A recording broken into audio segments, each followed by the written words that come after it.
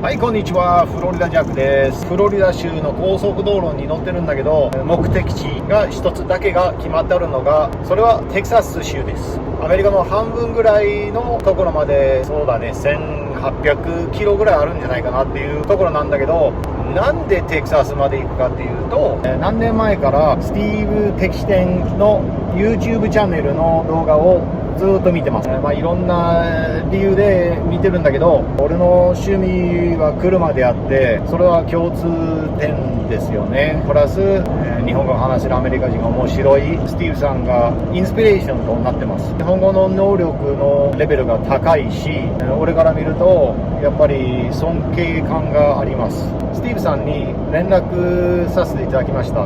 フロリダからテキサスまで訪問しに行ってもいいですかって聞きました。そんで温かく、もちろんよ、どうぞおいでっていう回答が来まして、とりあえず高速道路に乗って走り続けます。ぜひ最後まで動画を見てください。よろしくお願いします。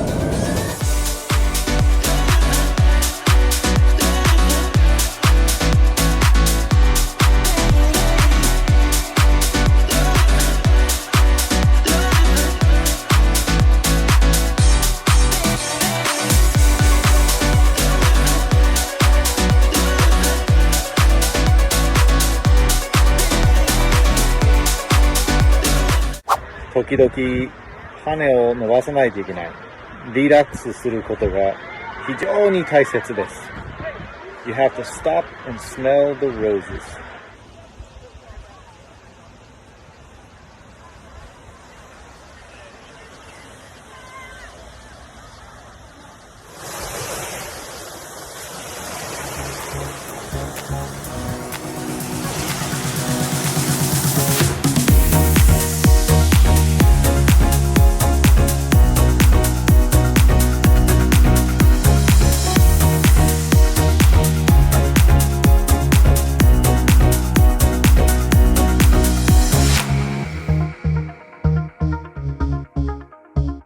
ミシシピ川です。すげえ。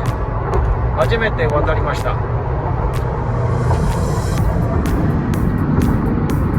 ミシシピ州からどこに入っていくかっていうとわからないけどミシシピリバーでございます。はい。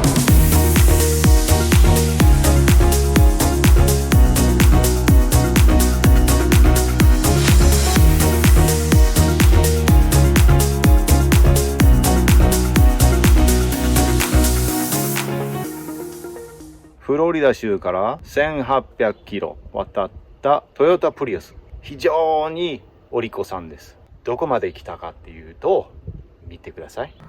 スティーブ・テキシテン、スティーブズ POB まで来ました。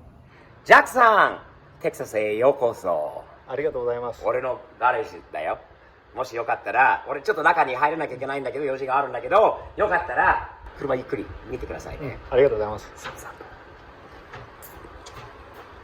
フロリダ州からスティーブ・テキシテンのところまで来て、このためですね。箱スカ見たかったです。箱スカが一番かっこいいと思いません？箱スカはいいね。本当に美しいスタイリング。さすが昔の車ですね。やっぱり俺旧車が大好きです。ちょっと細かく見ましょう。